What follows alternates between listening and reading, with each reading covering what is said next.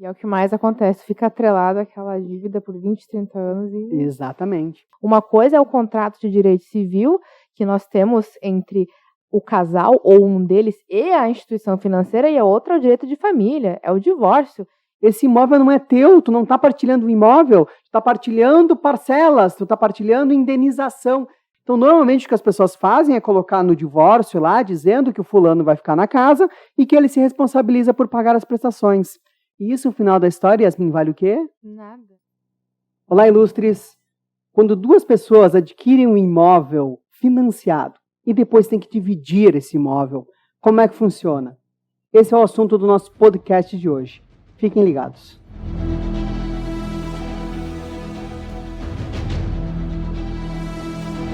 Olá, Yasmin, tudo bem? Oi, Felipe, tudo bem? Tudo ótimo, tudo bem. E aí, pessoal, espero que esteja tudo bem com vocês. E estamos aqui para mais um podcast e vamos tratar hoje de um tema. A gente sempre tenta trazer temas atuais e temas corriqueiros, mas de importância, né, na vida das pessoas. E esse tema de hoje, que a gente já falou na vinheta inicial, ele atinge todas as classes sociais. Sim. Na época dos nossos pais, normalmente eles construíam aos poucos. Então eles compravam um terreno, aí eles começavam uma construção e eles iam indo, às vezes demoravam 15, 20 anos para construir uma casa, porque não tinha esses financiamentos que nós temos hoje, né? Mas no tempo atual e já há alguns anos atrás, que nós temos financiamentos, inclusive financiamentos muito mais fáceis, então as pessoas já conseguem adquirir um imóvel e construir ele muito mais rapidamente. O problema é como é que partilha os bens quando se adquire um imóvel financiado. Duas pessoas vão lá, adquirem um imóvel financiado, infelizmente no meio do pagamento, ou enfim, durante o pagamento desse imóvel financiado, acaba que as pessoas se separam. E aí, como é que nós vamos fazer a partilha de bens a partir de agora, E né? ninguém conta que isso pode acontecer, né? Bah. E é o que mais acontece, fica atrelado àquela dívida por 20, 30 anos. Exatamente. Então vamos trabalhar esse tema. Yasmin, quero que tu inicie para nós, porque nós vamos direto ao assunto, nós temos duas formas, assim, que são as principais para fazer essa partilha, né? Então eu gostaria que tu iniciasse a primeira forma, para a gente conversar sobre ela, depois a gente traz a segunda. A primeira forma, Felipe, a justiça tem entendido como uma forma de indenização, tá? Vamos pegar um exemplo de que o casal financiou um imóvel, que o financiamento total é de, vamos supor que é 500 mil, e durante a constância do casamento, o casal conseguiu pagar 20 mil, tá? Durante esse tempo. E aí, eles resolvem se divorciar. Como é que faz essa partilha? Quem que paga? A gente faz um cálculo, Felipe, nessa da indenização, de quanto foi amortizado do saldo devedor. Então, neste exemplo, foi 20 mil. E aí o cálculo é bastante simples. Se a gente pegar o regime da comunhão parcial de bens, a gente vai dividir pela metade. Então, se considera que 10 mil a mulher pagou, 10 mil o homem, enfim. E aí, então, a pessoa que não for ficar no imóvel recebe esses 10 mil de indenização. Essa é a primeira forma. E nós temos uma outra que já é mais usualmente, né, que a justiça tem aplicando, que tu vai comentar. Essa que tu falou, na real, é que é a mais utilizada pelo tribunal, né? Ah, sim, essa outra que tu vai falar tá caminhando aos poucos. Essa já caminha, né? Essa é um pouquinho diferente. Mas essa primeira tese que tu falou é a que os tribunais, praticamente todos os tribunais usam, assim, é muito difícil ter um juiz ou um tribunal que não utilize essa. Ela é a mais antiga. Dessa. Porque é muito fácil. Na real, quando tu fala em saldo amortizado, tu tá falando de parcelas. Então, o cálculo é assim, foi pago quantas parcelas? 20? Tá, deu quanto? 20 parcelas deu 20 mil, no teu exemplo. Sim. 20 mil, 10 para cada um, beleza. É isso. Um vai indenizar o outro, quem ficar no imóvel vai indenizar a outra parte, vai ver como vai fazer essa indenização, e é isso aí, acabou. Então não tem discussão, não tem muita coisa assim. Mas a outra parte sai com o valor certo, essa que é a dúvida que muitos têm. Vai sair. E aí entra uma história de injustiça, né? Porque, poxa, mas a casa vale tanto e eu vou sair só com isso. Então, acaba tendo uma discussão que vai ser resolvida na segunda forma de partilhar. Importante dizer é que se partilha o valor da prestação. Prestem atenção, o valor da prestação. Não se partilha juros, correção, multa, tudo aquilo. Então, o valor da sua parcela é R$500, mas daí você atrasou e naquele mês deu 600. Ou se não tem um encargo junto, que é a apólice de seguros e tal, tal. Isso nada entra para divisão. Nós estamos falando da parcela, vamos dizer assim, bruta do valor. Então, tu vai ter que ir lá ver, naquela planilha que tem, qual é a parcela bruta. Aí, da parcela, tu vai lá ver e somar ela. Esse restante não se soma. Isso não faz parte do financiamento do imóvel. Então, não vai entrar. É só realmente o valor da parcela. Normalmente o que os advogados fazem é vai lá, ver o valor final, parcela é 500, mas pagou com 3 meses de atraso, deu 800. Ah, então deu R$800. Não. Essas situações externas não entram nesse cálculo de partilha. Não vai entrar. Então, essa é a primeira situação. É aplicada pelos tribunais hoje e a gente não tem muita discussão em relação a isso. Há um novo entendimento, Yasmin, e esse já é um pouco mais complexo. Eu entendo que talvez, na minha visão, ele seja mais justo. Ele inicia parecido com o primeiro exemplo, mas no final ele vai gerar um valor maior. Então, como é que ele funciona? Nós vamos olhar também quantas parcelas foi paga, mas nós vamos olhar essa parcela paga e nós vamos identificar quantos % do contrato já foi pago. Então, eu preciso saber quantas parcelas foi paga para saber quantos % do contrato. Tá? Então, digamos que é um contrato de 100 prestações e foi pago 50, ou seja, metade do contrato. Então, estamos na metade do contrato. E aí, de vez tu dividir, como no primeiro, quanto é que deu 50, quanto é que deu metade das parcelas? Ah, deu tanto, então vamos dividir. O cálculo é diferente. O cálculo olha quanto vale o imóvel.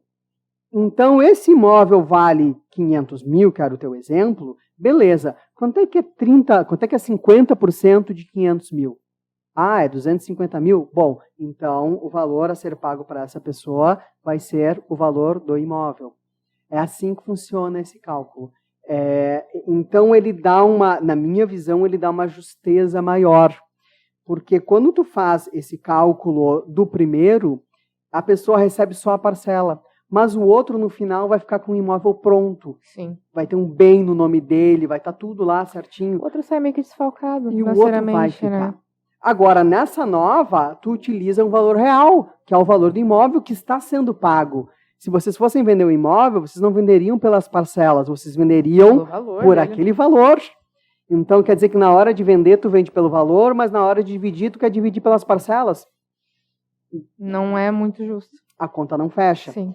Esse entendimento, ele já vem desde 2018, ele inicia no STJ, né, que nesse caso é o nosso grau máximo nesse assunto, e ele vem descendo, os tribunais estão começando a utilizar. Eu acredito que vai demorar ainda mais 2, 3, 4 anos para ele fixar e se tornar um entendimento, aí sim, que majoritário a ser utilizado. Mas nesse momento...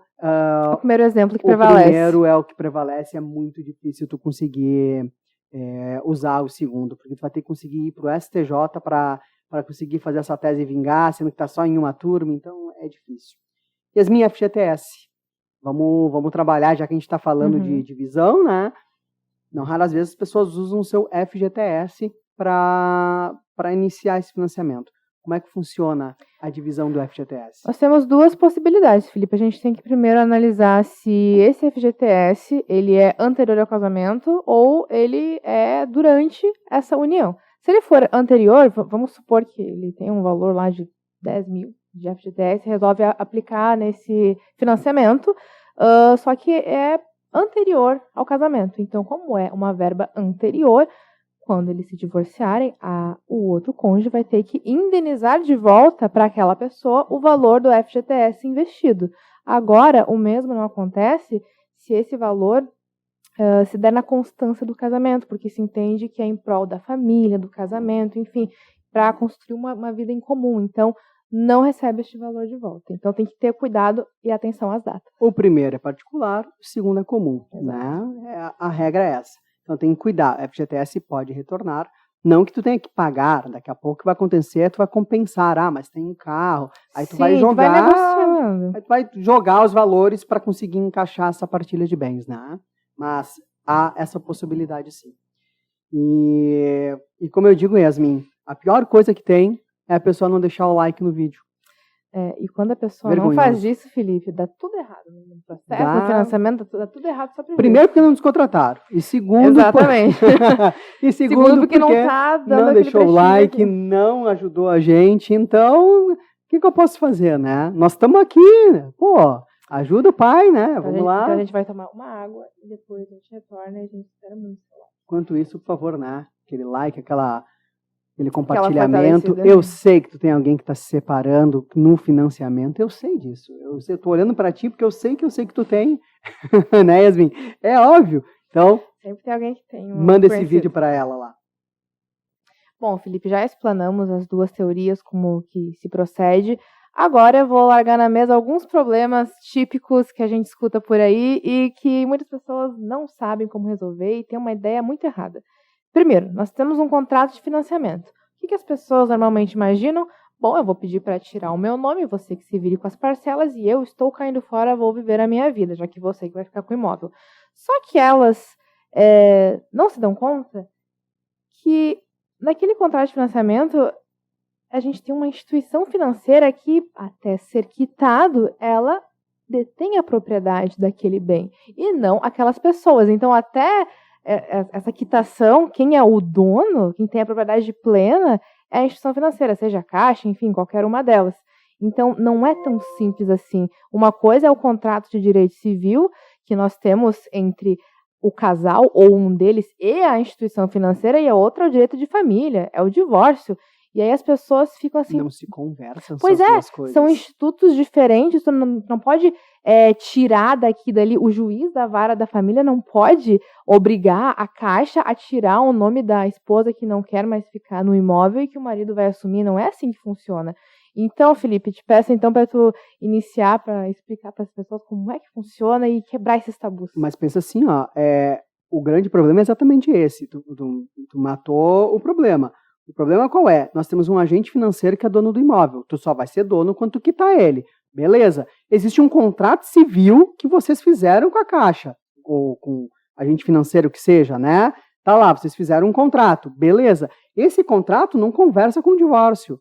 Mas como não? Nós estamos falando de partilha de bens. Tá, mas espera aí, que bens tu tá partilhando? Esse imóvel não é teu, tu não tá partilhando o imóvel, tu tá partilhando parcelas, tu tá partilhando indenização.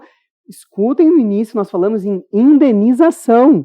Em nenhum momento nós falamos em partilhar o imóvel, vai dividir o... A gente pode até ter utilizado a expressão partilhar o imóvel, mas não é o imóvel em si. Não é nesse sentido. Não é o imóvel. Tu está partilhando, são as parcelas, a indenização de quanto foi pago desse imóvel. Essa é a grande verdade em relação a isso. Então, um juiz da vara de família não pode dizer... Olha, a fulana está no contrato, tira ela que vai ficar só o ciclano. Se fosse tão fácil. Ele não pode fazer isso. E aí que vem o desespero, porque daí tu diz assim, tá, beleza, isso quer dizer que eu vou ficar atrelado a um contrato de 30 anos? Muito provavelmente sim. Muitas vezes vai, porque não tem solução? Calma, é bem complicada, mas tem. Para te trocar alguém de dentro do contrato ou retirar, ou a pessoa que vai ficar no contrato vai ter que demonstrar uma renda suficiente para assumir todo o contrato. Só que isso é meio difícil, porque se já entrou duas pessoas para conseguir complementar, já vai ser meio descartada essa opção. E a segunda opção é você achar alguém que possa entrar no contrato no lugar dessa pessoa. Uma substituição. Só que não é tão simples, porque o agente financeiro não aceita qualquer pessoa. Eu sei de alguns agentes financeiros que, por exemplo, não aceitam pai e mãe. Então, existem... Aí tu tem que ver qual é o teu agente financeiro para verificar essa situação e ver qual é o tipo de pessoa que eles aceitam para fazer essa troca. E aí, quando fizer essa troca, eles vão verificar como se fosse um início de contrato. Uhum. O que essa pessoa tem no nome, ela está negativada, se ela tem renda suficiente para poder entrar no lugar do outro. Vai ser feita toda uma análise para ver se pode fazer a troca ou não. Então, essa é a grande verdade, como eu disse antes, dos contratos de financiamento e, ao mesmo tempo, o grande problema. Então, normalmente, o que as pessoas fazem é colocar no divórcio lá, dizendo que o fulano vai ficar na casa e que ele se responsabiliza por pagar as prestações. E isso, no final da história, Yasmin, vale o quê? Nada. Absolutamente E nada. muitas vezes nem cumprem. Estão lá inadimplentes no nome do outro que nem está usando o imóvel, e aí a outra pessoa que quer seguir sua vida não pode nem tirar um outro E o pior, se tu tiver dentro do contrato, tu não pode fazer outro financiamento enquanto tu tiver um vigente. Olha o tamanho do problema. E eu quero que tu até explique para nós uma outra situação. Vamos pegar o exemplo que disso aqui que eu falei. A pessoa disse que vai assumir as prestações, mas ela não paga. Beleza, ela não está pagando as prestações. Mas ela está no imóvel. Mas ela está no imóvel.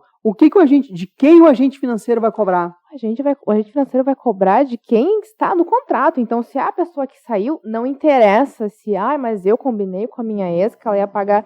Não interessa, porque quem está no contrato é você. Você é o responsável, não a sua ex. Então, tem que ter muita atenção a esses detalhes também. É um contrato de boca entre os ex-parceiros, só que não vale de nada. A instituição financeira vai cobrar de quem está no nome o contrato. Então, muita atenção nesse detalhe. Mas eu juntei a ata de audiência no processo. Não importa. Imagina, tem uma cobrança judicial do agente financeiro. Aí tu junta a ata de audiência dizendo, mas o fulano se responsabilizou. Novamente, o agente financeiro vai dizer, parabéns, e o problema é seu, eu não tenho culpa nenhuma, eu não participei. Eu fiz o contrato contigo e não com ela. Eu não participei, o agente financeiro vai dizer, eu não participei da negociação do divórcio, eu não aceitei, eu não anuí com isso aqui. Se vocês fizeram, o problema é de vocês, eu não autorizei isso. Então, ele vai cobrar de quem está no contrato. O que vai acontecer é que quem pagar a dívida terá uma ação de regresso contra o outro. Então, se o fulano não pagou a prestação e está no teu nome o contrato, tu vai pagar a dívida e aí tu vai entrar com uma ação de regresso contra essa pessoa para que ela te indenize o valor. E assim vai. No primeiro momento pode até parecer injusto. Tipo, poxa, minha ex está no imóvel e eu não estou, eu tenho que pagar. Pois é. Então, essas negociações feitas na informalidade acabam mais atrapalhando do que ajudando. E aí, pelo menos, há essa opção da pessoa entrar com a ação de regresso para daí sim conseguir de volta esse valor que ele pagou e não estando bem. Às vezes é mais fácil tu tentar tirar um outro financiamento e quitar este para poder dividir uma casa quitada do que fazer todo esse trâmite. O que acontece é o que tu falou, a maioria das vezes, informalidade. As pessoas ficam na informalidade e dizem, é isso aí, não tenho quem botar no lugar. Eles vão no agente financeiro, aí o agente financeiro dá toda uma lista e exclui várias pessoas. As pessoas, cara, quer saber? Eu vou ficar na informalidade mesmo. Fulano, paga as prestações aí, é isso aí. Se o agente financeiro, se tu não pagar, o agente financeiro vai vir, vai tirar no teu nome, vai vender, e aí vai fazer a retomada do bem, né? E paciência, é isso aí, segue o baile, né? A grande maioria das situações que a gente convive são essas. E nós já vimos em processo o advogado pedindo a partilha do imóvel. Sabe? De a gente dizer, colega, não, né? Partilha de quê? O imóvel nem foi quitado, não é deles ainda. Só tem direitos e ações sobre esse imóvel, me explica o que tu quer partilhar, porque eu não estou entendendo aqui, né? Então, talvez esse podcast ele seja um pouco mais jurídico do que os outros, mas é porque o assunto é mais jurídico. Ele envolve um agente financeiro, ele envolve um contrato civil e direito de família. E esses dois não se comunicam e, quando não substituem também. Não substituem, e o agente financeiro não dá a anuência dele, não aceita esse acordo que eles estão fazendo na vara de família. Então, esse acordo na vara de família, como a gente disse, não vale para nada. Vale só para, parabéns, vocês fizeram um contrato que pode não jogar vale no lixo. Exatamente. Que o agente financeiro está rindo, ele não está nem aí, né? Não vai mudar nada no final das contas. Ele vai cobrar de quem está no contrato. Está no contrato. É simples assim. Complicado, né, gente? Fazer financiamento em dupla, ou mesmo que não seja em dupla, porque a gente pode pegar o exemplo de que o financiamento está no nome da mulher, mas quem vai ficar na casa é o homem. Sim. Então, fazer financiamento para moradia e depois haver uma separação é um prejuízo. Claro. Não é fácil resolver essa situação. Claro que ninguém adquire financiamento pensando em se separar, a gente quer construir coisas juntos, só que as pessoas têm que ter em mente que isso pode acontecer, a vida muda e tem que estar atento para esses detalhes e saber que isso pode acontecer. Não é fácil. Então tá, pessoal, assunto dificilzinho hoje. Complexo. Assunto bom, mas difícil. Espero que a gente tenha explicado para vocês com tranquilidade, que vocês tenham entendido, né, o que a gente quer dizer. Qualquer pergunta, continuem mandando aqui embaixo que a gente vai respondendo todas. Em 1, 2 dias no máximo, a gente sempre responde todas as perguntas. Sigam as nossas redes sociais, dá aquele likezinho no vídeo para nós, compartilha com quem precisa. E acompanhe os próximos podcasts que estão vindo por aí. E olhem os anteriores, hein? Porque tem coisa boa. Tem muitos outros que a gente já falou sobre essas situações de partilha de bens. Então dá uma olhadinha ali no nosso histórico, na playlist, que vocês vão achar. Tá bom, pessoal? Yasmin, como sempre é um prazer. Felipe, muito obrigada. E até o próximo.